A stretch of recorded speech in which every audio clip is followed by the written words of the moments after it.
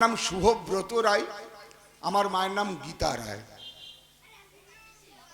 আপনি গীতা পাঠক পাবেন, ভাগবত পাঠক পাবেন, আমার থেকে অনেক ভালো ভালো উন্নত মানের পাঠক পাবেন, কিন্তু এটা হয়তো খুব কম জনা পাবেন যে যার মায়ের নাম গীতা তার সন্তান গীতা পড়ছে, এরকমটা আপনি খুব কম পাবেন। পাবেন না আমি এমন বলবো না, পাবেন, কিন্তু কম পাবেন।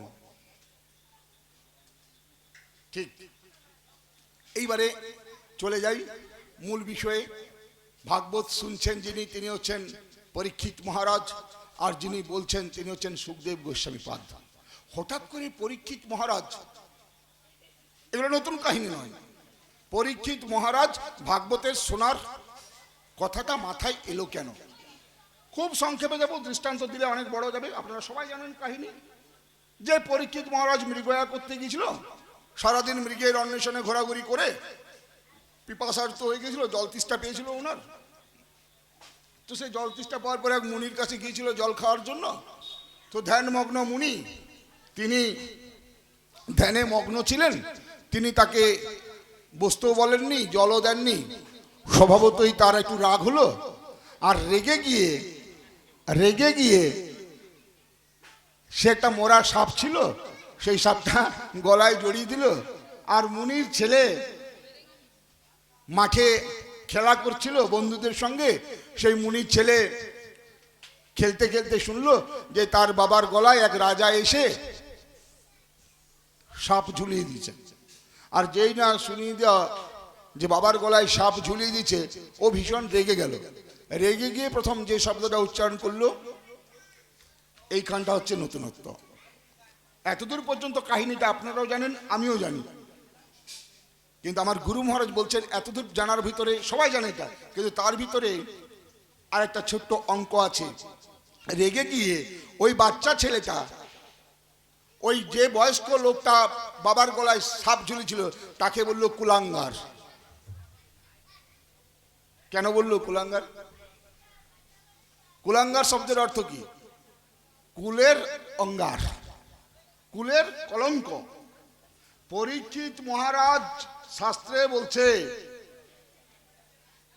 শাস্ত্র কোথায়, যে পরীক্ষিত মহারাজ কোনো অংশে উন্নত রাজাদের থেকে কোনো অংশে কম ছিলেন না। কি দাতা হিসেবে বলুন, কি প্রজাদরদি হিসেবে বলুন, কি মানবিকতার দিক থেকে বলুন, কি ভালোবাসার দিক থেকে বলুন, পরীক্ষিত মহারাজ কোনো অংশে উন্নত রাজাদের থেকে কম ছিলেন না। কিন্তু ওই মুনির সন্তান পরীক্ষিত মহারাজকে বলছে কুলাঙ্গার। কেন বললো কুলাঙ্গার? এটার জন্য আমি এসছি, নাহলে গ্রন্থ পড়তে আপনারাও পারবেন না, ওটার জন্য আমাকে আসতে হবে না। কেন বললো কুলাঙ্গার? এই কারণে বললো যে একজন ব্রাহ্মণ আচরণে আছে, ধ্যান করছে, তুমি ক্ষত্রিয় সন্তান, কোন ব্রাহ্মণ যদি ধ্যানমগ্ন থাকে, ক্ষত্রিয়র উচিত তার দরজার সামনে দাঁড়িয়ে তাকে পাহারা দেওয়া। ভাগবতে এটা লিখেছে। কোন ব্রাহ্মণ যদি ধ্যান করে, ক্ষত্রিয়র উচিত তার ধ্যানে বিঘ্ন না করে, যাতে সে ধ্যানটা ঠিকঠাক করতে পারে, তার দরজায় পাহারা দেওয়া। সেই না করে তুমি সেই মুনির কাছে জল চাইতে গেলে তোমার ধৃষ্টতা কম নয় তো? হ্যাঁ, তোমার ধৃষ্টতা কম নয় তো? তুমি কি করলে? তুমি একটা বড় অপরাধ করে দিলে, বৈষ্ণবের একটা অপরাধ করে দিলে। একজন ধ্যানমগ্ন ঋষিকে তুমি ধ্যান বাগানোর চেষ্টা করলে। তার জন্যে ওই মুনির ছেলে শ্রমিক, তলবস্য ময় দীর্ঘই ক, তার ছেলে শৃঙ্গি কি বললো? কুলাঙ্গার। এই কুলাঙ্গার যে আমার বাবার গলায় সাপটা ঝুলিয়ে দিয়েছে, আমি তাকে এই নদীর জলে, সেই নদীটির নাম হচ্ছে কৌশিকী, কয়ে ঔকার তলবস্য দীর্ঘই কয়ে রশ্মি। যখন পড়বেন না, এই যে বাচ্চা বাচ্চা ছেলে মেয়েদেরকে বলছি, শোনো, আমার দিকে আজকে মন দাও, আজকে ভজন কম হবে, নাচ গান কম হবে, আজকে কিছু শিখে নাও। যখন পড়বে তখন গ্রন্থের ভিতরে ঢুকে গ্রন্থের মানেটা বোঝার চেষ্টা করবে। বই পড়তে শিখতে হয়, বই পড়তে শিখতে হয়। যখন পড়বে তুমি না, তার ভিতরে ঢোকার চেষ্টা করবে যে কেন ঘটনাটা ঘটলো, কেন হলো। এই শৃঙ্গিমণি কি করলো? ওই নদীর জল আচমনে পান করে নিল, রেগে গিয়ে একটা নদীর জল পুরো আচমনে শেষ করে দিল এবং তাকে অভিশাপ দিল যে আমার বাবার গলায় যে মৃত সর্প ঝুলিয়েছে আমি তাকে অভিশাপ দিলাম তক্ষক দংশনে তার 7 দিনের ভিতরে মৃত্যু অবধারিত। বলুন নতুন কি কথা আছে? এই অভিশাপের ভিতরে নতুন কিছু আছে? আমরা কি জন্মটা 7 দিনের বাইরে কেউ জন্মেছি? রবি, সোম, মঙ্গল, বুধ, বৃহস্পতি, শুক্র, শনি, রবি, এর ভিতরে আমাদের জন্ম হয়েছে। আর মরণ কি এই বারগুলোর বাইরে অন্য কোনো বার আছে যেগুলো হবে? তাহলে জন্মও 7 দিনের ভিতরে হয়েছে, মরণও 7 দিনের ভিতরেই হবে। তাহলে অভিশাপের নতুনত্বটা কোথায়? অভিশাপ কি বললো? তক্ষক নাগে মৃত্যু হবে। হঠাৎ করে তক্ষক নাগটাকে কেন বেছে দিল? কেন অন্য কিছুতে বললো না? বজ্রাঘাতে মৃত্যু হবে, আগুন লেগে মৃত্যু হবে, গলায় ফাঁস ঝুলিয়ে মৃত্যু হবে, তক্ষক নাগটাই কেন বললো? জানার বিষয় একটা। 2, ওই যে পরীক্ষিত মহারাজ ওই মুনির কাছে যখন জল চাইলো আর জল চেয়ে যখন জল পেল না তখন ও গিয়ে ওই যে সাপটা, মোরা সাপটা নিয়ে এসেছিল, ওই মোরা সাপটা কোথার থেকে এলো? ওইখানে মোরা সাপ না থেকে তো মোরা একটা ব্যাঙ থাকতে পারতো, একটা দড়ি থাকতে পারতো, একটা পাথর দিয়ে ঝিল মারতে পারতো। মোরা সাপটাই ঝুলোতে হবে, সাপটা এলো কোথার থেকে? ভেবে দেখেছেন এগুলো? তত্ত্বগুলো তো ভাগবতের তো এমনি। আজ নিখুঁত ভাগবত কথা শুনে যান, গান বাজনা পরে হবে একটু। দেখুন আমাদের রিসার্চটা আমি কেমন করে করেছি গুরু মহারাজের কাছে। দেখুন ভাগবত নিয়ে আমি গবেষণা করেছি। কেন সাপটা এলো কেন? এই সাপটাকে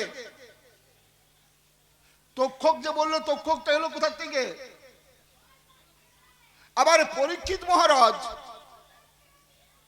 তার জন্মটাই বা কোথার থেকে হলো? আর কেন সে ভাগবত শ্রবণের অধিকারী হয়ে গেল? তার নির্দেশ ছাড়া কি গাছের পাতাও নড়বে না বলছি। তাহলে পরীক্ষিত মহারাজ ভাগবত কথা শোনার অধিকারী হয়ে গেল কেন?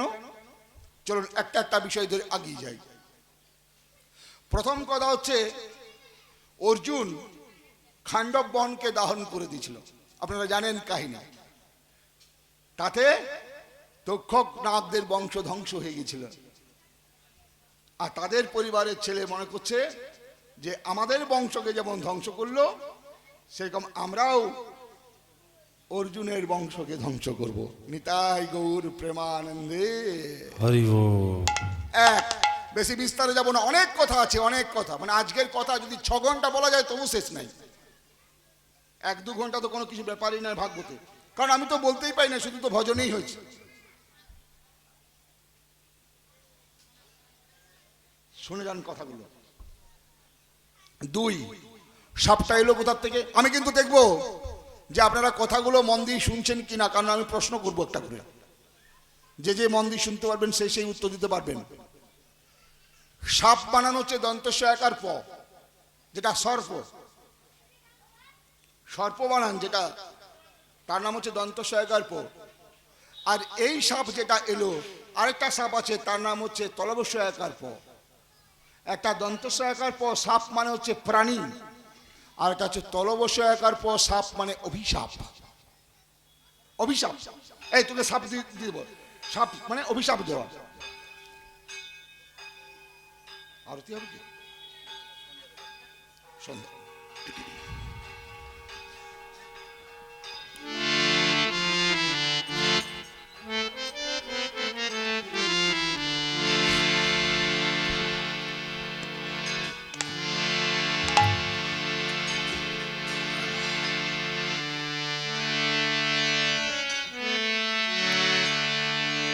হরে কৃষ্ণ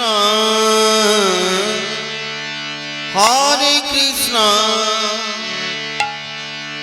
কৃষ্ণ কৃষ্ণ হরে হরে হরে রাম হরে রাম রাম রাম হরে হরে হরে কৃষ্ণ হরে কৃষ্ণ কৃষ্ণ কৃষ্ণ হরে হরে হরে রাম রাম রাম হরে হরে হরে কৃষ্ণ কৃষ্ণ কৃষ্ণ হরে হরে হরে রাম রাম রাম হরে হরে হরে কৃষ্ণ কৃষ্ণ কৃষ্ণ হরে হরে হরে রাম রাম রাম হরে হরে। আমি এখানে এসে আমার সঙ্গে অনেকে যোগাযোগও করলো, ওনারা নাকি ভাগবত শিখতে চান। তো ভালো, খুব সুন্দর ইচ্ছে, ভাগবত শিখতে চাওয়াটা খুব ভালো ইচ্ছে, ভালো লাগলো আমার। তো যারা ভাগবত, আমার কাছে 4-5 জন যোগাযোগ করলো যে আপনি ভাগবত শেখান কিনা, শেখালে আমরা শিখতে চাই। তো যারা শিখতে চায় আমি তাদের জন্য একটা মেসেজ বলছি। ভাগবত শিখতে গেলে প্রথমে যেটি করতে হবে সেটি ভাগবতকে খুব ভালো করে পড়তে হবে, নিজেকে খুব ভালো করে পড়তে হবে, এবং নিবিড় করে যদি আপনি পড়তে পারেন তাহলে ভাগবত আপনি অনুভব করতে পারবেন। আর যতক্ষণ না আপনার নিজের অনুভবে না আসবে ততক্ষণ আপনি বলতে পারবেন না। বই ধরে ভাগবত পড়া আর নিজের অনুভব করে পড়া বলা দুটোর ভিতরে তফাৎ হবে। যে সমস্ত কম বয়সী ছেলে আছে, খুব ভালো লাগলো, তারা আমাকে বলছে মহারাজ একটু আমাদেরকে সংস্কৃত উচ্চারণটা শিখিয়ে দিন, কেমন করে করব। খুব ভালো লাগলো। তো আমার তাদের প্রতি খুব শুভেচ্ছা থাকলো যে তোমরা নিয়মিত ভাগবত পড়ো, ভাগবত শেখো, নিজে ভালো করে পড়াশোনা করো এবং অনুভব করার চেষ্টা করো, কারণগুলো জানার চেষ্টা করো। ভাগবতে বিনা কারণে কোনো কার্য বিবরণ নাই। অনেকে বলে গীতার ভিতরে যা যা বলা আছে সব কিছু কি মানা যাবে? অনেকে প্রশ্ন করে গীতার ভিতরে ভগবান কৃষ্ণচন্দ্র যা যা বলে দিচ্ছেন সেগুলো কি ইহজীবনে সব মান্যতা পাবে, মানা যাবে? ওগুলো মানা যেতে পারে এটা মানুষের জীবনে?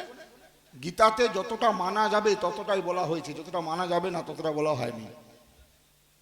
যা যা একটা মানুষ মানতে পারবে গীতাতে ততটাই বলা হয়েছে, যা যা মানতে পারবে না তার বাইরে বলা হয়নি। গীতা হচ্ছে কমপ্লিট একটা সায়েন্স, কমপ্লিট সায়েন্স, পুরো বিজ্ঞান। আপনি অনুভব করে দেখবেন, বিপদে আপদে সম্পদে একটা গীতাকে আপনি ধরে দেখবেন হাতের ভিতরে। আস্তে আস্তে বাবু, আজ কিন্তু পাঠ একটু অন্যরকম হবে, একদম চুপচাপ থাকুন, মন দিয়ে শুনে নিন। গীতাটাকে আপনার যখন মন খারাপ করবে না, চোখে জল আসছে, ব্যথা পেয়েছেন, দুঃখ পেয়েছেন, তখন একদম ঠাকুর ঘরে বসে 1 অধ্যায় গীতা পড়ে নেবেন, দেখবেন মনটা আস্তে আস্তে আস্তে আস্তে শান্ত হয়ে যাচ্ছে। লক্ষ্য করে দেখবেন। যখন আপনি দেখছেন খুব আনন্দ হয়ে যাচ্ছে, খুব আনন্দ উচ্ছ্বাস প্রকাশ হয়ে যাচ্ছে, খুব আনন্দ হয়ে যাচ্ছে, ব্যালেন্স থাকছে না, তখন একটু গীতা পড়বেন, দেখবেন মনটা শান্ত হয়ে যাচ্ছে। গীতাতে দুঃখের যেমন নিবারণের ওষুধ আছে, আর খুব আনন্দে উচ্ছ্বাসের নিবারণ তারও ওষুধ আছে। দুঃখেষু অনুদ্বিগ্ন মনা সুখেষু বিগত স্পৃহ বিতরাগ ভয়ক্রোধে স্থিতদি মুনিরুচ্যতে। খুব রেগে যাচ্ছেন, কারোর সঙ্গে অশান্তি চলছে, ঝগড়া ঝামেলা চলছে, মুখের থেকে হয়তো 2-1 কটু কথা বেরিয়ে যাচ্ছে, মুখটা পুরোপুরি বন্ধ করে দেবেন, একটু গীতা পড়ে নেবেন, একটা পড়ে নেবেন, দেখবেন মনটা শান্ত হয়ে যাবে। আমরা শেষের দিকে একটা মজার ছলে ভগবানের ফোন নাম্বার দেবো, কালকে বলছিলাম যে ফোন নাম্বার দেবো, আসলে ভগবানের ফোন নাম্বার তো আর হয় না, ওটা একটু আপনাদেরকে আকর্ষণীয় করার জন্য বলেছি। একটা ওর ভিতরেও তত্ত্ব কথা বলবো, সেটা আর একটু পাঠটার মাঝ বরাবর আসুক তখন বলবো।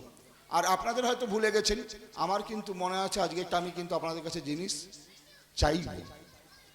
চাইবো আমি একটা জিনিস, সেটাও পরে চাইব। প্রশ্ন হলো যে এই পরীক্ষিত মহারাজ তো যেমন তেমন ঘরের ছেলে নয়, যেমন তেমন ঘরের তো ছেলে নয়, ও তো অভিমন্যুর ছেলে।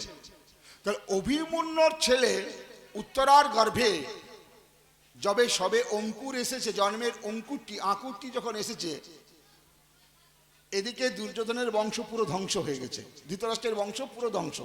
দুর্যোধন আদি সব ভাইগুলো 100 ভাই মারা গেছে। হ্যাঁ, কেউ নাই, মুখাগ্নি করার কেউ নাই। আমরা অহংকার করছি ছেলের। 100টি সন্তান পেয়েছিল ধৃতরাষ্ট্র, 100 সন্তানের পিতা। কিন্তু যেদিন ধৃতরাষ্ট্রের কে পালিয়ে মরতে হলো, ধৃতরাষ্ট্র কোনো সন্তানের হাতের আগুন মুখে পায়নি। গান্ধারীর 100 সন্তান ছিল। গান্ধারীর মনের দুঃখটা বুঝতে পারছেন, যে 100 সন্তান থাকতো, তার স্বামীর চিতাতে তার কোনো সন্তান আগুন ধরায়নি। শুধু গান্ধারীর 100 সন্তান ছিল, গান্ধারীর 100 ভ্রাতা ছিল। সুবল রাজার কন্যার নাম হচ্ছে গান্ধারী। গান্ধারী জীবনে কি এমন পাপ কাজ করেছিল যে গান্ধারীর 100 সন্তানকে চলে যেতে হলো? পাপের হিসাব আপনি বলছেন, পাপ কোথায় কোথায় হয়? পাপ বাপকেও ছাড়ে না। এবং যেন এই সত্যটা পৃথিবীতে সারা জীবন প্রচলিত থাকে, যে পাপ যেন বাপকেও না ছাড়ে, ছাড়ে না। আর যেন ভগবানের কাছে প্রার্থনা করি, আমিও যদি অপরাধ করি তারও যেন সাজা হয়, অপরাধী যেন সাজা পায়। মহাভারতের একটা পর্ব আছে, দেখবেন, তার নাম মহাপ্রাস্থনিক পর্ব। পড়ে নেবেন একবার, কি ডেঞ্জারাস জিনিস একবার দেখে নেবেন। মহাপ্রস্থান, আপনাদের এখানে শুনেছি যাত্রা হয়, যাত্রাতে দেখবেন একটা প্রবেশ থাকে, একটা প্রস্থান থাকে, আসা যাওয়া থাকে, আসা যাওয়া। আর মহাপ্রস্থান মানে কমপ্লিট চলে যাওয়া, আর ফিরে আসার কোনো সম্ভাবনা নেই, আর ফিরে আসার কোনো সম্ভাবনা নেই। কখন মহাপ্রস্থান হচ্ছে? যখন কৃষ্ণহীন জীবন, কৃষ্ণ নাই, কৃষ্ণ চলে যাচ্ছে কখন? কৃষ্ণ চলে যাচ্ছে কখন? যখন অর্জুনকে রাজা করে দিল। যুধিষ্ঠির, ভীম, অর্জুন, নকুল, সহদেব। অর্জুন জিতে গেল। ভগবান কৃষ্ণচন্দ্র অর্জুনকে বলে, অর্জুন তোমরা রাজা, তোমরা রাজা। অর্জুন বলছে, তাহলে রাজা কে হবে বলে দাও। তোমরা বলছো, তোমরা তো হয় না, বলো আমাদের ভিতরে 5 ভাইয়ের ভিতরে রাজা কে হবে? তখন 5 জনকে দাঁড় করিয়ে কৃষ্ণচন্দ্র ভগবান যুধিষ্ঠিরের হাতটা টেনে নিয়ে বললো, এ হবে রাজা। বলছে, বড় বলে কি রাজা হচ্ছে? বলছে, না, বড় বলে রাজা হচ্ছে এরকমটা ভেবে নেওয়া খারাপ, অন্যায়। কুরুক্ষেত্রে রণাঙ্গনে সবচেয়ে বেশি মাথাটা ঠান্ডা ছিল যার, তার নাম হচ্ছে যুধিষ্ঠির। এই সংসারে আপনার এবং আমার যে দিনকার জীবন, তাকেই দায়িত্ব দিবেন যার মাথা কি ঠান্ডা। আর হট মেজাজের লোককে যদি দায়িত্ব দিবেন, দেখবেন কাজের থেকে অকাজ বেশি হয়ে গেছে। অর্জুনকে বললো কি, অর্জুন হোক যুদ্ধের নায়ক। ভগবান কৃষ্ণচন্দ্র অর্জুনকে দিয়ে কুরুক্ষেত্রে যুদ্ধটা করে নিল, আর রাজাটা করেছিল যুধিষ্ঠিরকে। অর্জুনের রথের সারথি ছিলেন ভগবান কৃষ্ণ। আজকে রাজা হওয়াতে যুধিষ্ঠিরের রথের সারথি কিন্তু কৃষ্ণ নয়। অর্জুন বলছে, প্রভু তুমি যখন কুরুক্ষেত্রের রণাঙ্গনে যুদ্ধ করালে আমাকে দিয়ে, আমার রথটা তুমি চালিয়েছো, আজকে যুধিষ্ঠিরের রথটা তুমি চালাও। কৃষ্ণচন্দ্র ভগবান তৎক্ষণাৎ অর্জুনকে উত্তর দিচ্ছে, যতদিন তোমরা ভিখারি ছিলে ততদিন তোমাদের সঙ্গে ছিলাম, রথের ড্রাইভারি করেছি। আজকে তোমরা হয়ে গেছো রাজা, আর রাজাদের সঙ্গে খুব একটা সম্পর্ক আমার থাকে না। আজকে রথ চালাচ্ছে কে? আজকে যুধিষ্ঠিরের রথ চালাচ্ছে ভীম। অর্জুন কি করছে? অর্জুন মাথায় ছাতা নিয়ে দাঁড়িয়ে আছে। নকুলা সহদেব কি করছে? দুটো ভাই দুটো পাখা নিয়ে যাচ্ছে। আজকে রথে ঘোড়া নেই, বৃষ আছে, মানে ষাঁড়। যেতে যেতে যেতে যেতে যখন এইবারে হরে কৃষ্ণ, এইবার কি হলো? অর্জুন ছাতা নিয়ে যাচ্ছে, আর এদের ধৃতরাষ্ট্রের মন খারাপ, গান্ধারীর মন খারাপ, 100 সন্তান চলে গেছে। আর এদিকে কুন্তিমা কি করছে? তার 5টা ছেলেকে পাঠিয়েছে ওই পাণ্ডুর ছেলেরা পিতৃপুরুষের স্মৃতির উদ্দেশ্যে তর্পণে জল দেওয়ার জন্য, যে এই বংশের তো সব ধ্বংস হয়ে গেল, একটু তর্পণ করে আসি, ওদের স্মৃতির উদ্দেশ্যে একটু জল দিয়ে আসি। আর জল দিয়ে আসছে, পথের মধ্যে কৃষ্ণচন্দ্রের সঙ্গে দেখা। কুন্তির পিসিমা হচ্ছে, বলো পিসিমা তুমি কি চাও? তুমি কি চাও বলো। তুমি কি চাও? কুন্তী বলছে, কি আর চাইবো, না চাইতে তো তুমি অনেক কিছু দিয়েছো। বলছে, হ্যাঁ, মানে আমি তো আর বেশি দিন তোমাদের কাছে থাকবো না, আমি তো আর কিছু দিনের মধ্যেই হস্তিনাপুর চলে যাবো, কয়েকটা দিনের মধ্যে। যা চাইবার তুমি কিন্তু এখনই চেয়ে নাও। আর যেই না বলছে এখনই চেয়ে নাও, তখন কুন্তীর দু চোখে অশ্রু ভরা, কাঁদছে। মা কুন্তী আজকে কৃষ্ণের কাছে দাঁড়িয়ে থেকে চাইছে। চাইছে কি চাইছে দেখুন। বিপদে সন্ত না যত্র তত্র জগত গুরু ভবতু দর্শনম যৎসৎ পুনঃ ভবর দর্শনম। সাধনা জানি না, মন্ত্র জানি না, তন্ত্র জানি না, বন্দনা জানি না, নৃত্য জানি না, কিচ্ছু জানি না। আমি অধম নীচ, তবু তুমি আমাকে অনেক কিছু দিয়েছো। আমি তো কিছুই জানি না, অনেক কিছু দিয়েছো। আর তোমার ওই এত কিছু কিসের জন্য পেয়েছি জানো? প্রতিটা পদে পদে বিপদ আসার জন্য। যদি দিতেই হয় তাহলে আর একটু বিপদ দাও, একটু দুঃখ দাও। সুখ পেলে ভুলে থাকবো, আর দুঃখ পেলে তোমায় জড়িয়ে ধরবো। যত তুমি দুঃখ দেবে তত তোমায় জড়িয়ে ধরবো।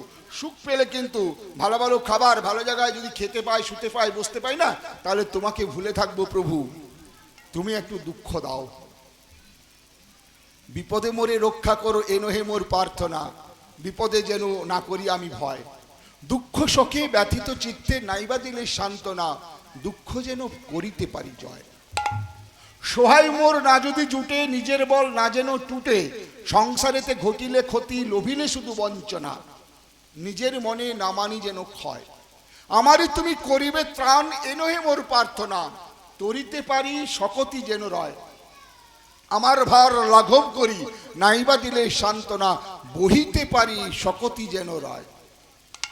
গানটা কিন্তু এখানেই শেষ হয়ে যায়নি, তারপরেও গানের দুটো লাইন আছে। নম্র শিরে সুখেরও দিনে, তোমারই মুখ লইব চিনে। ছেলের বিয়ে দিচ্ছেন, মেয়ের বিয়ে দিচ্ছেন, সেদিন যদি ভগবানকে আপনি ভুলে যান। আরে ছেলেটা কে দিয়েছে? ভগবান। মেয়েটা কে দিয়েছে? ভগবান। বিবাহের দিনক্ষণ কে ঠিক করেছে? ভগবান। নম্র শিরে সুখেরও দিনে, তোমারই মুখ লইব চিনে। দুঃখের রাতে নিখিল ধরা, যেদিন করে বঞ্চনা, তোমারে যেন না করি সংশয়। বিপদে মোরে রক্ষা করো, এ নহে মোর প্রার্থনা, বিপদে যেন আমি না করি ভয়। দুঃখের বেশে এসেছো বলে তোমায় নাহি ডরিব হে, যেথায় ব্যথা তোমারে সেথা নিবিড় করে ধরিব হে। যত কষ্ট দেবে তত তোমাকে বেশি বেশি করে ধরবো।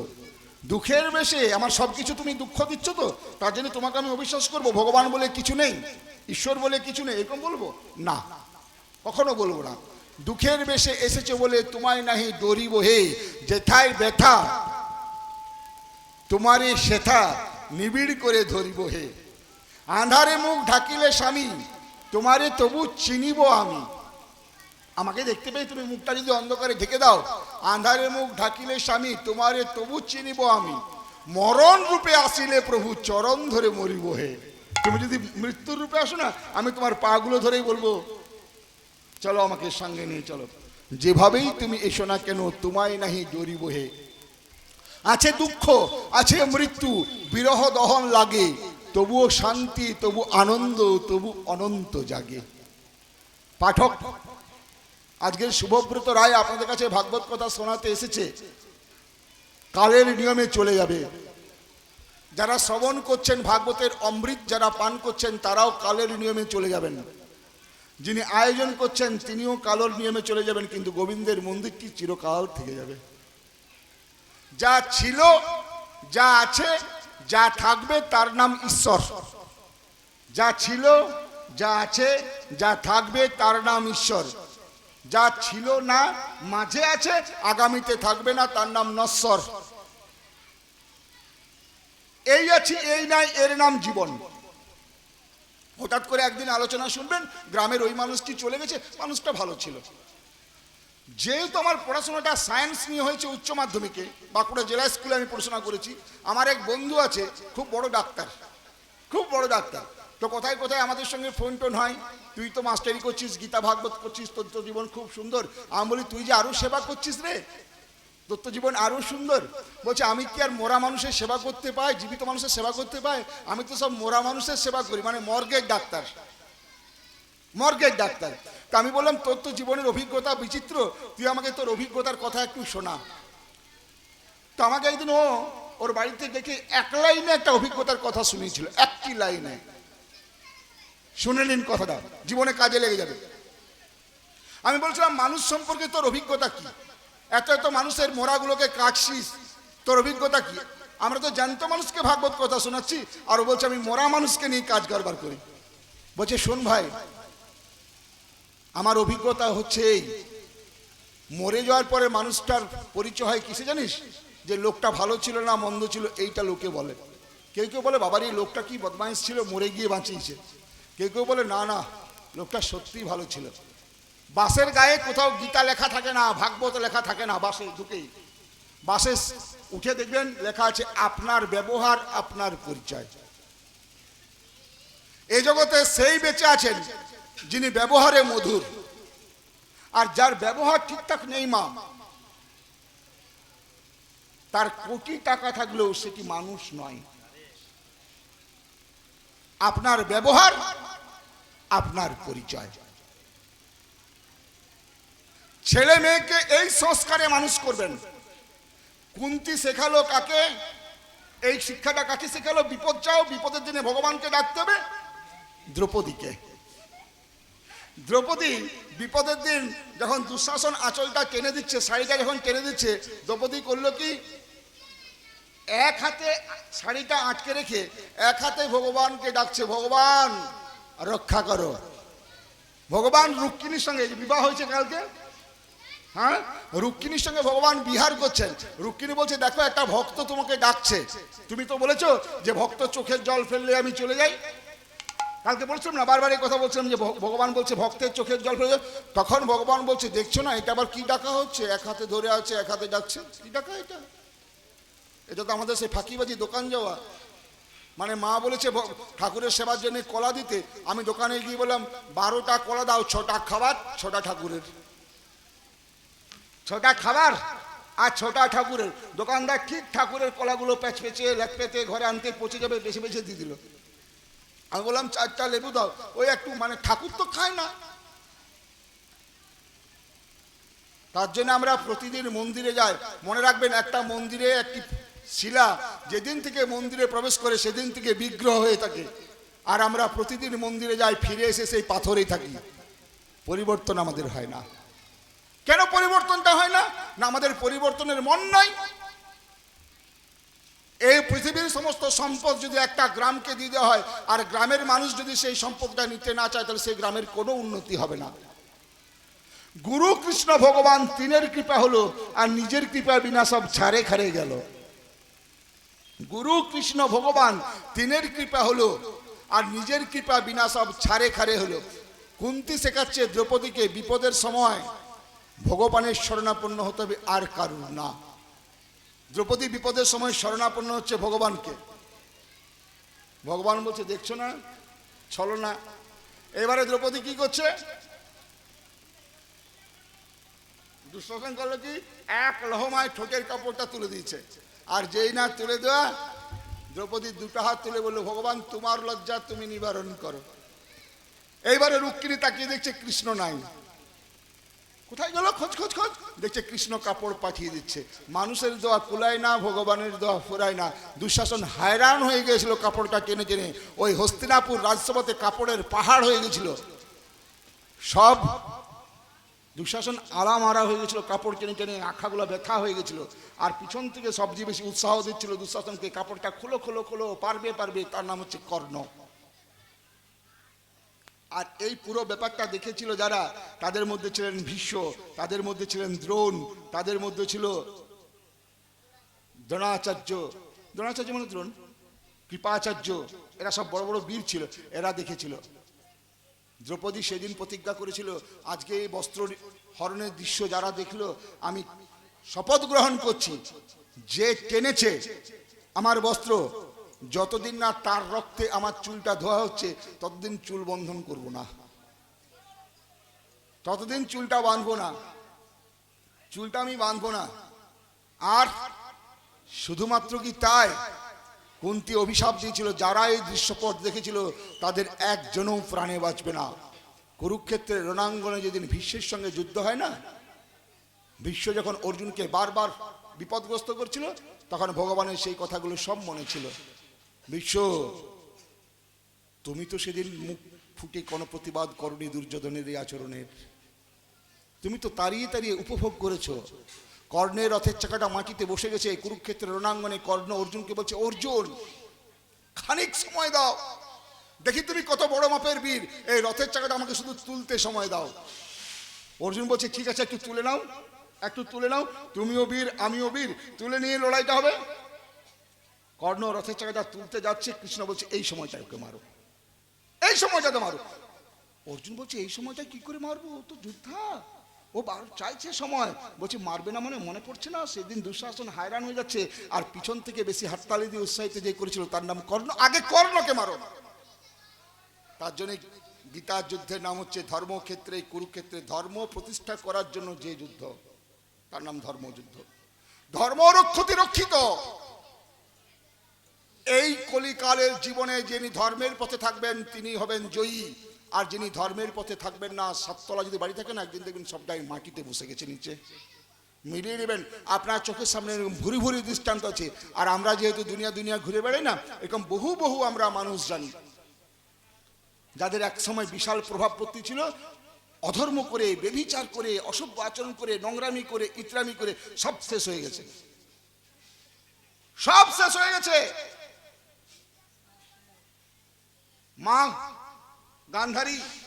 গান্ধারী শুধুমাত্র দুর্যোধনকে সাবধান করেছিল, দুর্যোধন আরে ও ভীষ্ম পেয়েছে পাগ্গা, তোর মা আছে। আমি আবার যেমন তেমন মা নই, শুনে নে, আমি সেই মা যে স্বামীর জন্য পৃথিবীর রূপ রস কিছুই দেখলাম না। আমার স্বামী ছিল অন্ধ, আমি অন্ধ ছিলাম না। কথা বড় অপূর্ব। আমার স্বামী চোখে দেখতে পায় না, কিন্তু আমি চোখে দেখতে পেতাম। আজ স্বামী দেখতে পায় না বলে আমিও চোখ বন্ধ করে রাখলাম, যে পৃথিবীতে আমার স্বামী দর্শনের অনুমতি পায় না, সেই পৃথিবী এবার আমি কি দেখব। তার স্বামী তাকে মাথায় আশীর্বাদ দিল, তুমি আমার জন্য এত বড় ত্যাগ করলে, তোমাকে আমি আশীর্বাদ দিয়ে দিলাম, তুমি যেদিন চোখ খুলবে সেদিন তুমি যার উপরে প্রথম চোখ খুলবে সে অমর হয়ে থাকবে। কি সতী রমণী দেখছেন। দুর্যোধনকে ডেকে বলছে, দুর্যোধন আয় বাবা আয়, দেখি কৃষ্ণ তোকে কেমন মারতে পারে। জন্মানোর সময় তোকে যেভাবে দেখেছিলাম না, আজ তুই সেইভাবে আসবি। দুর্যোধন সকাল সকাল স্নান করে মায়ের কাছে ওই অবস্থায় আসছে, বিবস্ত্র বসন। কৃষ্ণচন্দ্র ভগবান মনে মনে ভাবছে, গান্ধারী যদি একবার খুলে দিয়েছে না চোখ, তাহলে আর আমি পারবো না। রাস্তার মধ্যে পথ আটকিয়ে দুর্যোধনকে বলছে, দুর্যোধন তুমি বড় হয়ে গেছো, তুমি এরকম বিনা পোশাকে মায়ের কাছে যাচ্ছ। প্রভু মায়ের কাছে যাবো না, মা আজকে আমাকে আশীর্বাদ দেবে। বলছে, অন্তত কিছু একটা আবরণ নিয়ে যাও। বলছে, হ্যাঁ তাহলে যখন বলছো। কয়েকটা পাতা নিয়ে আবরণ পরে যখন গান্ধারীর কাছে গেল, গান্ধারী বলছে, চলে এসছো। বলছে, হ্যাঁ মা। বলছে, ইয়ে খুলবো বন্ধন। বলছে, হ্যাঁ খোলো। এইভাবে তোমাকে কি আসতে বলেছে? যাও, যেটা আবরণ সেইটা তোমার হলো না, বাকি পুরোটাই তোমার লোহা হয়ে গেল। ভীমের সঙ্গে যেদিন লড়াই হচ্ছে, কাহিনীর বিস্তারে ঢুকুন, এইগুলো তো ভাগবত। এটার নাম হচ্ছে ভাগবত, ভাগবত, ভাগবত, ভাগবত। এখান থেকে চলে যাওয়ার জন্য, জীবন থেকে চলে যাওয়ার জন্য আপনি আসেননি। ভাগবত, ভাগবত। এই জীবনের যুদ্ধে হেরে যাওয়ার জন্য আপনি ভাগবতের সভাকক্ষে আসেননি। এই ভাগবতের প্রবচনে আপনি এসেছেন জীবনের যুদ্ধে জয়লাভ করার জন্য। ভাগবত, ইট ইজ ভাগবত। কি বললো? যেদিন লড়াইটা হচ্ছে ভীমের সঙ্গে দুর্যোধন, ভীম কোনোভাবেই পাচ্ছে না, আর দুর্যোধন হো হো করে হাসছে, টাং টাং আওয়াজ হচ্ছে, আর ভীম ঘেমে নিয়ে এক এক অর্জুনের দিকে তাকাচ্ছে, একবার কৃষ্ণের দিকে তাকাচ্ছে। কৃষ্ণ তখন ভীমকে বলছে, পারবে না। তবে পারবে, ও দুর্বল জায়গাটা আমি জানি, সারা গায়ে পারবে না। তুমি মায়ের আশীর্বাদ আছে পুরোটাতে।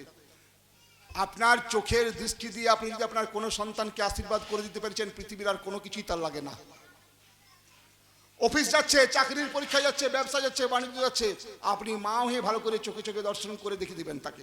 সমস্ত অঙ্গগুলো আপনি চোখ বুলে দিলে না, আর কারুর আশীর্বাদই লাগে না। মায়ের চোখকে সেরকম সুচিশীল চোখ হতে হবে, সিরিয়াল দেখলে হবে না। নোংরা নোংরা সিরিয়াল দেখবেন, নোংরা নোংরা কর্ণে গান শুনবেন, হবে?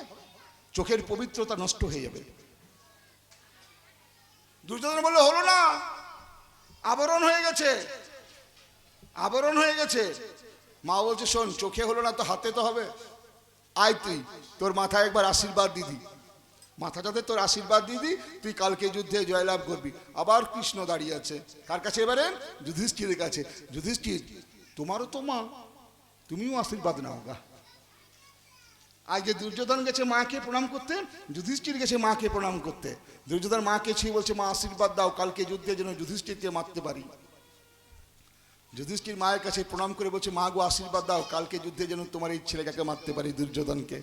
মা বলছে, মারামারিতে জানি না, কে কাকে মারবি কে কাকে ধরবি আমি জানি না, শুধু আমি বলবো যে ধর্মের পথে থাকবি সে হবি জয়ী, আর যে ধর্মের পথে থাকবি না সে হবি। তার জন্য গীতার নাম হচ্ছে ধর্মক্ষেত্রে কুরুক্ষেত্রে। কুরুক্ষেত্রে ধর্মক্ষেত্রে নয়, ধর্মক্ষেত্রে কুরুক্ষেত্রে সমবেতা। সমবেতা শব্দের অর্থ কি? সমবেত। যুজুৎসুব, যুজুৎসুব শব্দের অর্থ কি? যুদ্ধ করার জন্য। মামকা, মামকা মানে আমার। পাণ্ডবেশ্চৈব মানে পাণ্ডুর। কে বলছে? ধৃতরাষ্ট্র। অঙ্ক দেখুন, এই গীতাতে 700 শ্লোক আছে, 700। তার মধ্যে একটি হচ্ছে ধৃতরাষ্ট্রের, 41টি হচ্ছে সঞ্জয়ের, 84টি হচ্ছে অর্জুনের, আর 574টি হচ্ছে কৃষ্ণচন্দ্র ভগবানের। সব মিলিয়ে দেখুন 700। 84 কেন অর্জুনের হলো? 8 যুক্ত 4 সমান 12। এই 12টা বেজে যাওয়া অর্জুনের জীবনে 5 যুক্ত 7 যুক্ত 4 সমান 16 কলা পূর্ণ হয়ে কৃষ্ণচন্দ্র ভগবান অর্জুনের মোহটাকে নষ্ট করে দিল। যে অর্জুন বলছিল না যুদ্ধ করবো না, সে অর্জুনকে যুদ্ধ করার মানসিকতা তৈরি করলো। গীতা ধরবেন, পরীক্ষা দিতে চলে যাবেন। কোন রোগী অসুখ বিসুখ আছে, আপনাকে খুব তাড়াতাড়ির মধ্যে পৌঁছাতে হবে, গীতা ধরবেন, সঙ্গে নিয়ে বেরিয়ে যাবেন, দেখবেন রাস্তাতে আপনার জয় আপনার জন্য দাঁড়িয়ে আছে। তবে পূর্ণ বিশ্বাস রেখে চলতে হবে, দুই দুই দুই দুই মন করলে হবে না। হলো আজ এই দ্রৌপদী আবার তার বৌমাকে শেখালো, বিপদে পড়লে ভগবানের কাছে যেতে হবে, কারুর কাছে যাওয়া চলবে না। আজকে তার বৌমা উত্তরা দেখছে ঘরে কেউ নাই, সবাই গেছে পুণ্যের জন্য জল দিতে, দেখলো কে যেন একটা তীর নিয়ে তার গর্ভস্থ সন্তানকে মারার জন্য, আঘাত করার জন্য চেষ্টা করছে। এসে কৃষ্ণের কাছে আছাড় দিয়ে বলল, প্রভু আমার শাশুড়ি মা শিখিয়েছে বিপদের সময় তুমিই রক্ষা কর্তা, তুমিই রক্ষা করো। কৃষ্ণ বলছে কি হয়েছে? বলছে আমার গর্ভস্থ সন্তানকে মারার জন্য একটা বাণ মেরে দিয়েছে। কে মেরেছে? কৃষ্ণ যোগ বলে জানতে পারলো দ্রোণাচার্যের ছেলে অশ্বত্থমা বাণ মেরে দিয়েছে। অশ্বত্থমা দুর্যোধনকে খুশি করার জন্য, দ্রৌপদীর 5টা সন্তানকে মেরে দিয়েছিল। তার কাটা মুন্ডুগুলো নিয়ে দ্রৌপদীর সঙ্গে সেই সন্তানগুলো যখন ঘুমাচ্ছিল, তখন অশ্বত্থমা দুর্যোধনকে খুশি করার জন্য সেই মুন্ডুগুলো দুর্যোধনের পায়ের কাছে নামিয়ে দিয়েছিল। দুর্যোধন শুনে অশ্বত্থমাকে বলেছিল, অশ্বত্থমা তোমার এই কাজটা আমার ভালো লাগেনি, রাগটা আমার অর্জুনের সঙ্গে, অর্জুনের ছেলেদের সঙ্গে নয়, রাগটা আমার যুধিষ্ঠিরের সঙ্গে, যুধিষ্ঠিরের ছেলে মেয়েদের সঙ্গে নয়। তুমি খুব অন্যায় কাজ করেছো, আমাদের বংশের ছেলেগুলোকে মেরে তুমি খুব ভালো কাজ করনি। তুমি মনে করছো আমি এতে খুশি হব? আমি ওতে খুশি হইনি, আমি ওতে বিরক্ত হয়েছি। এই তোমাকে সাবধান করছি, তুমি চলে যাও। তুমি যদি চলে না যাও না এখান থেকে, অর্জুন তোমাকে মারতে আসবে, কিন্তু তুমি পালিয়ে যাও। অশ্বত্থমা অর্জুনের ভয়ে পালিয়ে যাচ্ছিল। আর অর্জুন দ্রৌপদীর কাছে কথা দিয়ে এসছে, হে দ্রৌপদী, কথা দিলাম আমার ছেলেদেরকে যে মারলো না, তার মুন্ডুটা যতক্ষণ না কেটে নিয়ে আসতে পারবো, আর সেই কাটা মুন্ডুটা তোমার কাছে রাখবো, আর তুমি সেই কাটা মুন্ডুর উপরে পা দিয়ে এই সন্তানদের পারলৌকিক কর্মের ঘাট ক্রিয়াটা সম্পাদন করবে, তবে গিয়ে আমার নাম অর্জুন। অর্জুন দৌড়াচ্ছে, ধৃতরাষ্ট্রের বংশের, এরা কম নয়।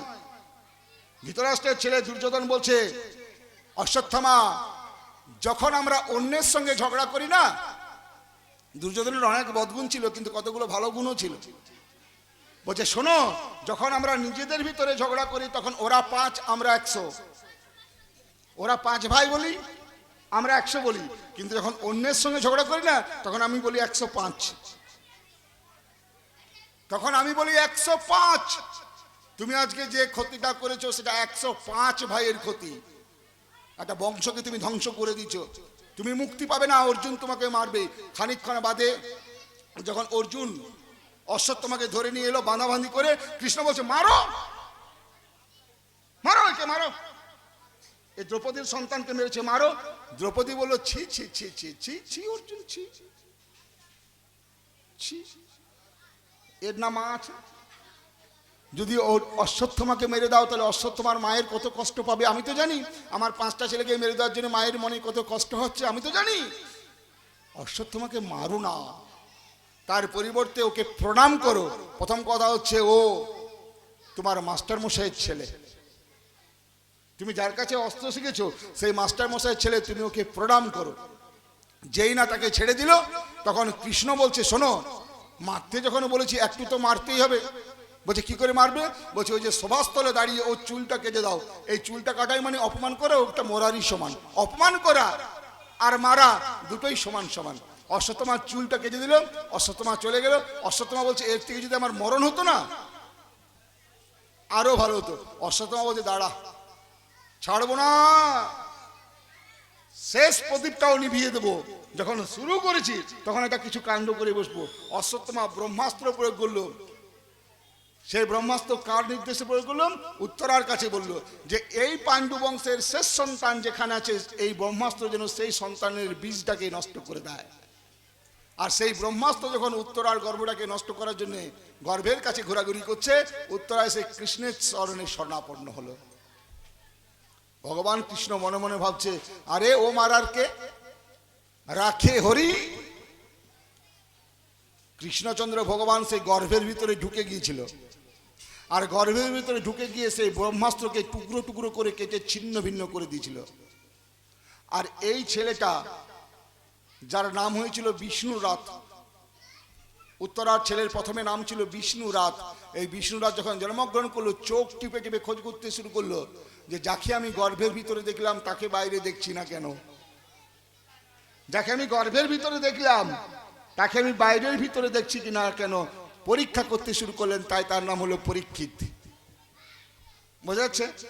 পরীক্ষা করতে শুরু করলেন। যার গর্ভেই, মাতৃগর্ভে যার ভগবত দর্শন হয়ে গেছে সে জীবনে এরকম ভুলটা করলো কি করে?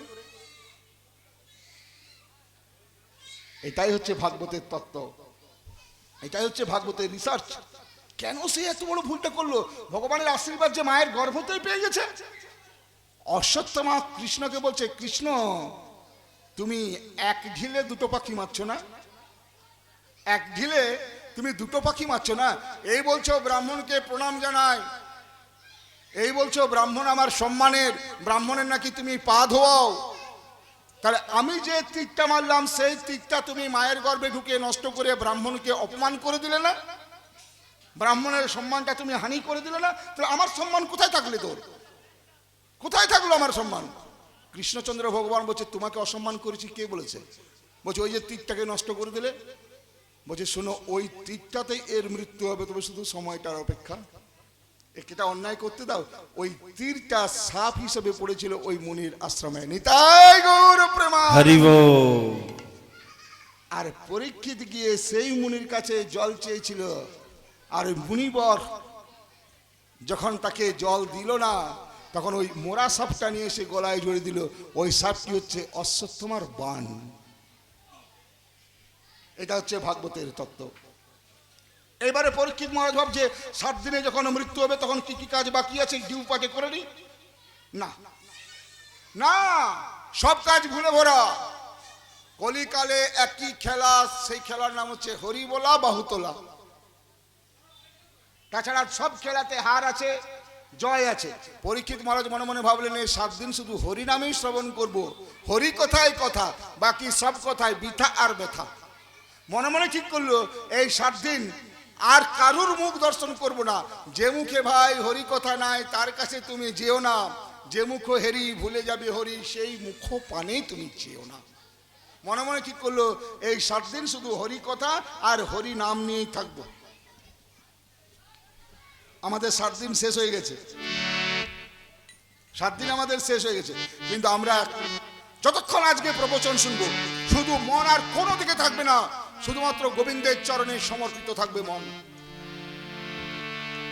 তুমি দেখো প্রভু, এই ঘর বাড়ি ছেলে সংসার সব তোমার নামে রেখে দিয়ে চলে এসেছি, তুমি রাখবে, তুমি ধরবে, তুমি ছাড়বে।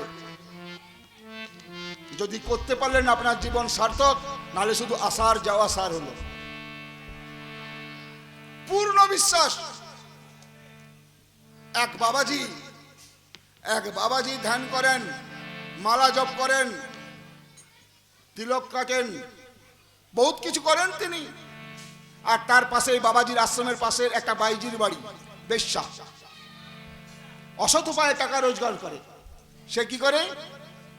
বড় করে কপালে তিলক দেয়, চোখে বড় করে কাজল পরে, ঠোঁটে পালিশ লাগায়, মুখে পালিশ লাগায়, তার ঘরে বিভিন্ন ধরনের লোকজন আসে। আর সেই ওই অসভ্য রমণী, কুলোটা রমণী, তার কাছে যারা আসে তাদেরকে দেখিয়ে বলে আমার এই জীবনটা ধিক্কার, পোড়া জীবন, পোড়া জীবন। আর এই পোড়া জীবনের কলঙ্কের দাগ নিয়ে আমি এরকম বেঁচে আছি, আমার এই জীবন চলে গেলে আমার কোনো দুঃখ নাই। দেখো ওই সামনেই দাঁড়িয়ে আছে যেটা, সেইটার নাম হচ্ছে জীবন। কত সুন্দর তিলক, মালা, চন্দন, বৈষ্ণবের ভাব, হাতে মালা, কণ্ঠি, কত কিছু ভাব। আমার জীবনটা পোড়া জীবন, ধিক জীবন। আর বাবাজি তার কাছে যারা যারা আসে, বাবাজি তাদের সবাইকে বলে দেখছো ওই মেয়েটা কত বদমাইশ, আমার মন্দিরের সামনে কত অপবিত্র কাজ করে। আজ বাবাজির যখন দেহ ছাড়ছে, আর ওই অসভ্য কুলোটা রমণীটা যখন দেহ ছাড়ছে, যমরাজের কাছে হিসাব হচ্ছে। ওই অসভ্য কুলোটা রমণী রাজপ্রাসাদ পাচ্ছে, আর বাবাজি সেই মাটির কুটিরে থেকে আরো নিচে চলে যাচ্ছে। বাবাজি গিয়ে যমরাজকে প্রশ্ন করছে, প্রভু এত হরি নাম করলাম, এত মালা জপ করলাম, এত তিলক করলাম, এত আহ্নিক করলাম, আমার এই গতি। আর ও শুধু বড় বড় কাজল পরেছে, নৃত্য করেছে, গীত করেছে, অপর পুরুষের মনোরঞ্জন করেছে, ওর এত ঊর্ধ্বগতি কেন? যমরাজ উত্তর দিচ্ছে, ও তিলক করেনি, সেজেছে, কিন্তু ওর মনটা ছিল তোমার মালাতে। আর তুমি মালাটা হাতে ধরে আছো, তোমার মনটা আছে ওর চেহারাতে। বুঝলেন গল্পটা? কত বড় শিক্ষাটা। সাবধান, খুব সাবধান, সাধু সাবধান, খুব সাবধান। স্কুলের সামনে লেখানো আছে, সামনে স্কুল, আস্তে গাড়ি চালান। চুল পাকতে শুরু করে কানের থেকে, চুল পাকতে শুরু করে কানের থেকে, মাঝ মাথায় চুল পাকে না, সে কানে দিয়ে বলে দেয় এবারে সাবধান, বয়স হয়ে গেছে। কানের থেকে বলতে সুবিধা, এবারে সাবধান, বয়স হয়ে গেছে। দোকানে যাবেন, ভালো রেস্টুরেন্টে যাবেন, সিসি ক্যামেরা লাগানো আছে। ব্যাংকে টাকা তুলতে যাবেন, সিসি ক্যামেরা লাগানো আছে। ভালো জায়গায় শপিং মলে মার্কেটিং করতে যাবেন, পুজোতে বড় ক্যামেরা লাগা আছে। আর এত বড় বিশ্ব ব্রহ্মাণ্ডের মালিক যিনি, তিনি যে কত ক্যামেরা লাগিয়ে রেখেছেন। না পাপ ফেলবেন প্রত্যেকটা কর্ম ভগবানকে রেখে রেখে। আজি প্রণমী তোমারে চলিব নাথ সংসার কাজে, তুমি আমারও নয়নে নয়ন রেখো অন্তর মাঝে। হৃদয় দেবতা রয়েছে প্রাণে, মন যেন তাহা নিয়ত জানে, পাপেরও চিন্তা মরি যেন দহে দুঃসহ লাজে। আজি প্রণমী তোমারে চলিব নাথ সংসার কাজে। সংসার বড় বিচিত্র জায়গা, প্রতিটা মুহূর্তে মুহূর্তে ভয়। একটা গরু আপনার কাছে এসে গ্রীষ্মের দুপুরে যদি আপনার বালতিতে মুখ দিচ্ছে জল খাওয়ার জন্য, আপনি তাকে ঠেঙ্গা লাঠি নিয়ে তেড়ে গেলেন, এটাও একটা সেবাপরাধ। কোনো না কোনো জীবনে হয়তো গরুটা মানুষ ছিল, আপনি তার ঘরে কিছু খেয়েছেন, আজকে সেই ঋণটা শোধ হচ্ছে। কে জানে তার পূর্বজন্মের কথা, এই গরুটা কে ছিল, আপনি কে ছিলেন। মহাপ্রস্থানে আপনি যদি চলে যান না, মহাপ্রস্থানের পথে কে কে যাচ্ছে মহাপ্রস্থানে? কৃষ্ণহীন জীবন। যুধিষ্ঠির আছে, ভীম আছে, নকুল আছে, সহদেব আছে এবং সঙ্গে সঙ্গে দ্রৌপদী আছে। সবাই মিলে বসে একটা মিটিং হয়ে গেছে যে কৃষ্ণহীন জীবনে আমরা আর দ্বারকায় হস্তিনাপুরে থাকবো না, আমরা সব মহাপ্রস্থানে চলে যাব। কারণ কৃষ্ণ নয়, এই কৃষ্ণহীন জীবনে থেকে কি লাভ?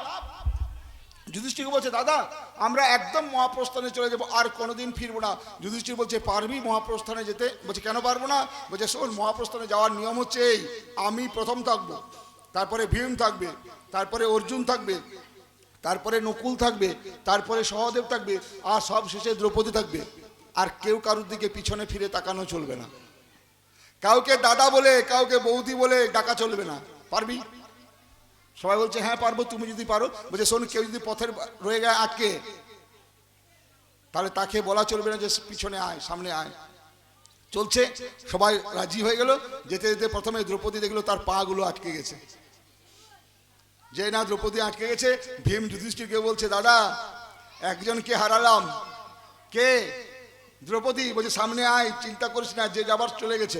বলছে দাদা কারণটা কি? দ্রৌপদী চলে গেল কেন প্রথমেই? দ্রৌপদী তো এত সেবা দিল, এত দুঃখের দিন আমাদের সঙ্গে ছিল, এত আমাদেরকে রান্না বান্না করে খাওয়ালো, দ্রৌপদীর মনের ভিতরে আবার পাপ কি? যুধিষ্ঠির বলছে দ্রৌপদীর মনের ভিতরে পাপ ছিল না, তুমি বুঝো না? বলছে কি পাপ? বলছে দ্রৌপদী শুধুমাত্র মনে মনে অর্জুনকেই ভালোবেসেছে, স্বামী হিসাবে পেতে চেয়েছে, আমাদের সঙ্গে শুধু অভিনয় করে গেছে। আর এই অভিনয় করার জন্য প্রথম পাপ হলো দ্রৌপদী আটকে গেল। ভগবান বলছে আমি সব সহ্য করতে পারি, শুধু অভিনয় সহ্য করতে পারি না। শূর্পণখা রামকে পেতে চেয়েছিল, কিন্তু শূর্পণখার অভিনয়ের জন্য রাম শূর্পণখাকে ধরা দেয়নি। কুবজা কংসের কারাগারে কংসের কাছে কি করতো? প্রতিদিন চন্দন লাগাতো গিয়ে। আজ কুবজা কি করছে? কংসের কাছে যাচ্ছে, আর কৃষ্ণ বলরাম রাস্তার মধ্যে দাঁড়িয়ে আছে। কুবজা কোথায় যাও? পথ ছাড়ো, রাজা কংসকে চন্দন মাখাবো গা গিয়ে। বলছে তুমি কি সুন্দরী? কুবজা বলছে বিদ্রুপ করছো, বিদ্রুপ করছো? আমি সুন্দরী নই, তুমি আমাকে সুন্দরী বলে তুমি রমণী জাতিকে অপমান করছো। কৃষ্ণ বলছে কে বলেছে তুমি সুন্দরী নও? এই তো তুমি সুন্দরী। চিবুকটা তুলে দিল। কুবজা সঙ্গে সঙ্গে দেখছে চিবুকটাতে যে কৃষ্ণের হাত পড়েছে, চিবুকটা উঠে গেল। দেখছে কোমরটা সোজা হয়ে গেল। ত্রিবক্রা, তিনটা অংশ কুবজার বাঁকা ছিল।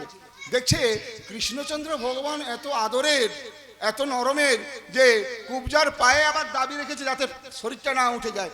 যেই না চিবুকটাতে আরেকবার হাত দিয়েছে, কুবজা অপরূপা সুন্দরী রমণীতে পরিণত হয়ে গেল। সুন্দরী ছিল না, কিন্তু ভগবান কৃষ্ণের আশীর্বাদে সেই সুন্দরী রমণীতে পরিণত হয়ে গেল। কিন্তু শূর্পণখা পারল না। দ্রৌপদী মিথ্যার আশ্রয় নিয়েছিল বলে প্রথম পতন হয়েছিল দ্রৌপদীর। এরবারে কে গেল? সহদেব। ভীম জিজ্ঞাসা করছে দাদা সহদেব আটকে গেল, সহদেবের কারণ কি?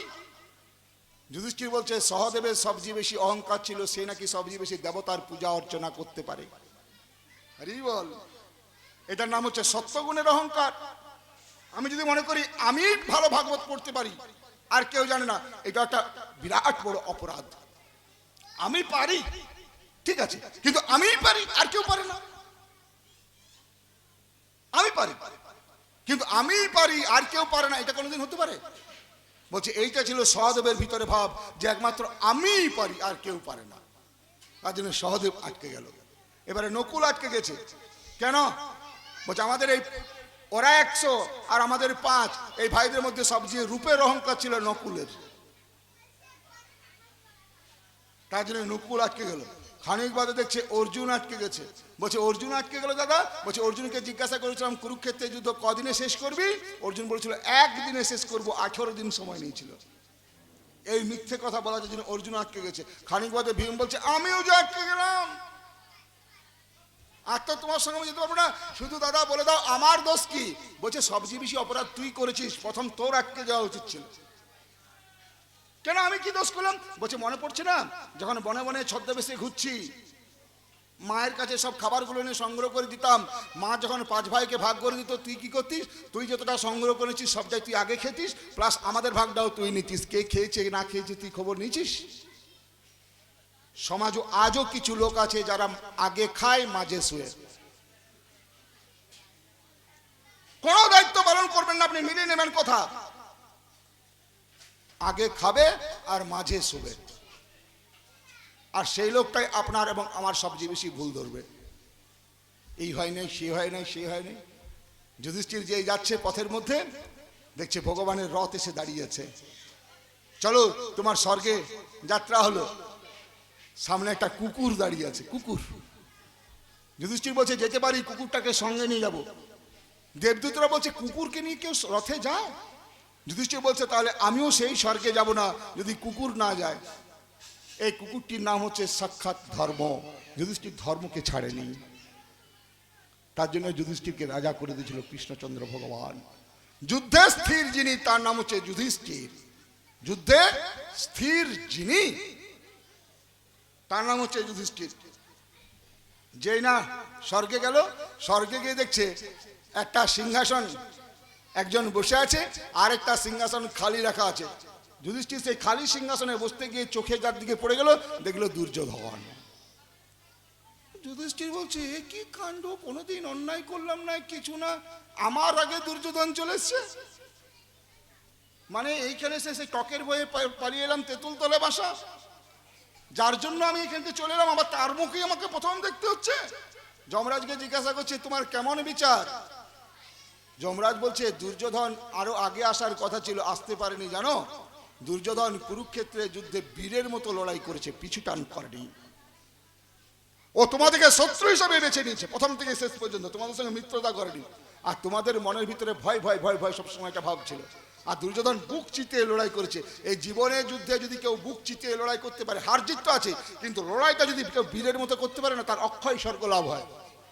তার জন্য দুর্যোধনের অক্ষয় স্বর্গ লাভ হয়েছিল।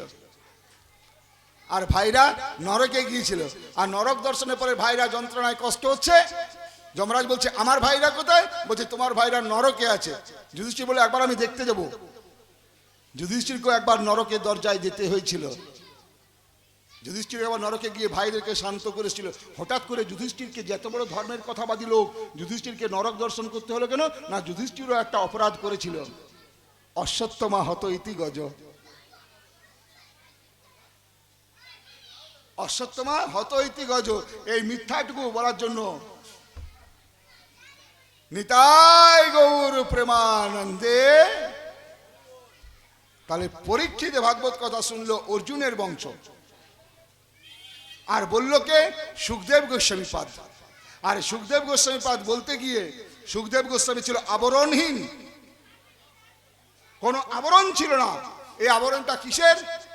না কাম, না ক্রোধ, না লোভ, না মোহ, না মদ, না মাৎসর্য। এই ষড়র উপর কোনো আবরণ ছিল না। তার জন্য সুখদেব গোস্বামীপাদ যখন ভাগবত কথা বলতে যাচ্ছে না, তখন রমণীরা যারা দ্বারের প্রান্তে দাঁড়িয়ে সুখদেব গোস্বামীকে দেখেছিল না, তারা যারা ঘোমটা টেনেছিল, তারা ঘোমটা আরো বেশি করে তুলে নিয়েছিল, যাতে বড় বড় চুপ করে সুখদেব গোস্বামীকে দেখতে পায়। আর তার বাবা যখন পিছনে যাচ্ছিল, তাকে দেখে আঁচল টেনেছিল। তার বাবা জিজ্ঞাসা করছে আমার ছেলে উলঙ্গ যাচ্ছে, তাকে দেখে আঁচল খুলছো, আর আমি পোশাক পরে যাচ্ছি, আমাকে দেখে আঁচল দিচ্ছ। বলছে তোমার চোখে যে কামনা আছে, তোমার ছেলে যে কামনার ভাব নাই, তার জন্য তোমাকে দেখে আমাদের লজ্জা লাগছে। আর তোমার ছেলেকে দেখে মনে হচ্ছে ওকে প্রণাম করি, পুজো করি। তিনি বেশাসনে বসে ভাগবত কথা শুনিয়েছিলেন পরীক্ষিত মহারাজকে। এই বেশাসনটা কোনো হেলাফেলার জায়গা নয়, এই বেশাসনে বসার সবার অধিকার নয়। পড়াশোনা জানা শিক্ষিত লোক একদম প্রচুর আছে, কিন্তু ভগবানের পূর্ণ আশীর্বাদ ছাড়া বেশাসনে বসার অধিকার নাই। পরীক্ষিত মহারাজ 7 দিন ভাগবত কথা শুনলেন বিনা জল খেয়ে। 7 দিনে একটা বিন্দু জল খাননি। কেন খেল না? না, পরীক্ষিত মহারাজ এই 7 দিন যে জল খাননি, তার একটাই কারণ, পরীক্ষিত মহারাজ 7 দিন অমৃত পান করেছিল। সেই অমৃতের নাম হচ্ছে ভাগবত অমৃত।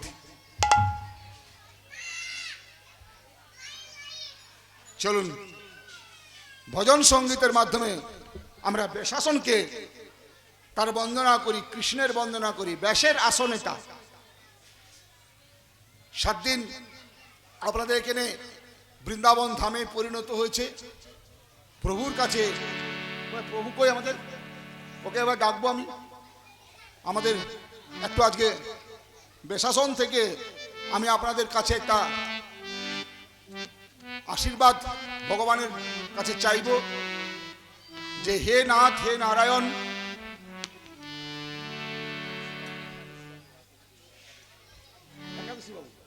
একাদশী প্রভুকে আমরা এখানে আসার জন্য অনুরোধ করছি, আপনি সিঁদুরের কৌটোগুলো নিয়ে চলে আসেন। চলে আসুন। জয় রাধে। হজরবাসী শুনে বনে বনে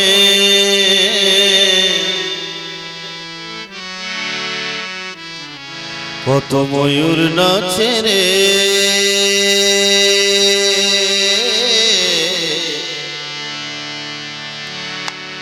এখনো সেই বৃন্দাবনে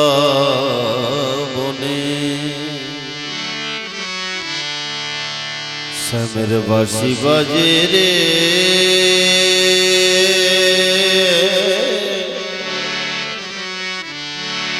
এখনো সেই বৃন্দাবনে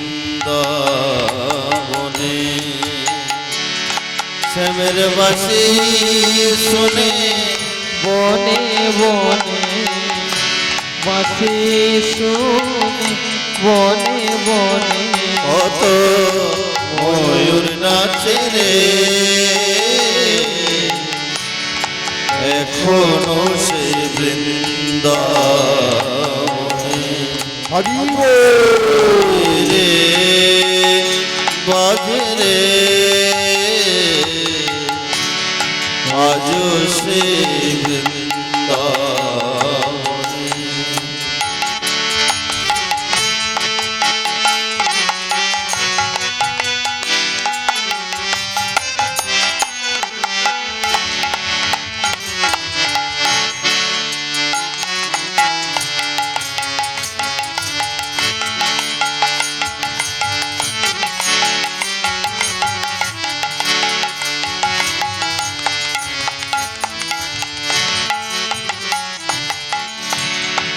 এখনো সে রাধারানী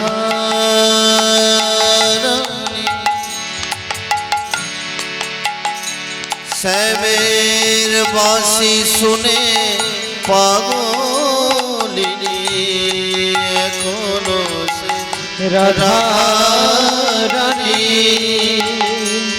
শ্যামে বাঁশি শুনে পাগলিনী, এখনো সে রাধারানী বাঁশি শুনে পাগলিনী, অষ্ট সখী শিরোমণি, অষ্ট সখী শিরোমণি নব সাজে রে, এখনো সে বৃন্দাবনে বাঁশি বাজে রে,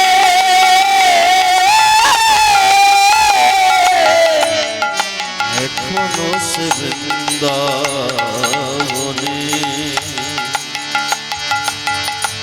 বাঁশি বাজে রে, বাজে রে,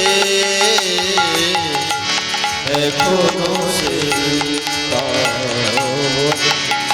এখনো সে বৃন্দাবনে, এখনো সে রাধারানী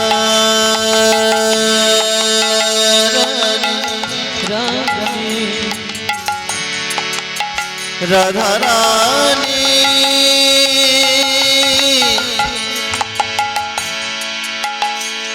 গরবিনী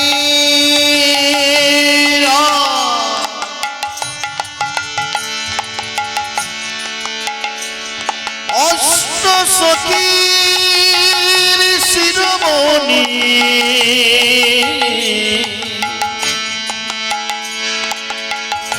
রায় বিনোদিনী বিনোদিনী শ্যাম গরবে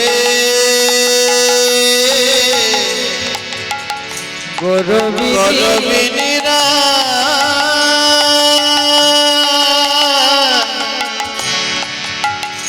অষ্ট অষ্ট সখীর শিরোমণিরা শিরোমণি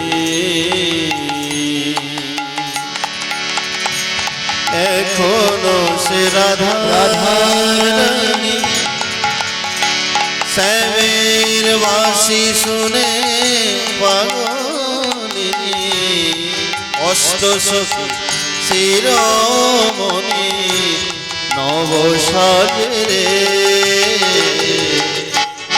এখনো সে বৃন্দাবনে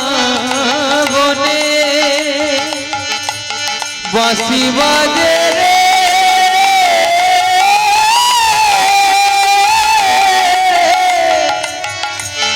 এখনো সে বৃন্দাবনে এখনো সে বৃন্দাবনে বাঁশি বাজে রে